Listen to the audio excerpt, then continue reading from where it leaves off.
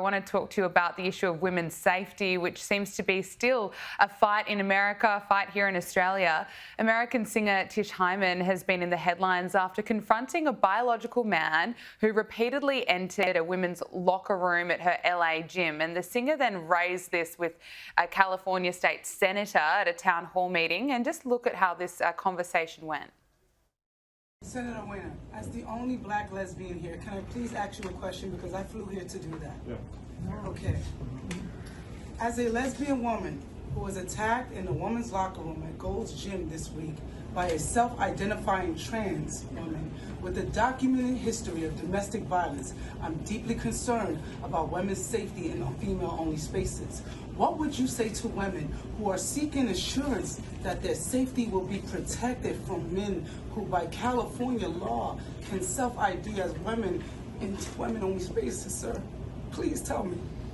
Yeah, so we want, everyone to be safe, and we also know that, we have trans people, both men and women, who are men and women. I mean, the conversation continues, but it's just so backwards. I mean, it's a serious issue when it comes to women's safety. Women are being let down. Yeah, I mean, this brave woman, Tish Hyman, was at a Gold's Gym in Beverly Hills, and she was horrified when she was undressing in the locker room, and this biological male that identifies as a woman walked in.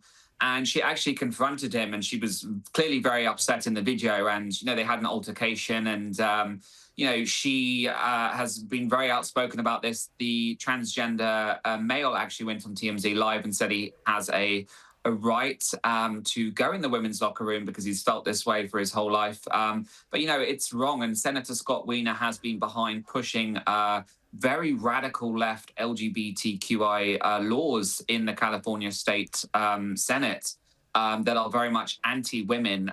So he's, the last person that's going to really listen to what she's saying and help. But good on her for speaking up and trying to get this message across, because, it does take guts for a woman to speak up, especially with the backlash from trans activists and the targeting from them. So, good on her for speaking up. 100%. Oli London, author and media personality, thank you so much for joining us on Power Hour and speaking to us about your experience in Israel. We really appreciate it.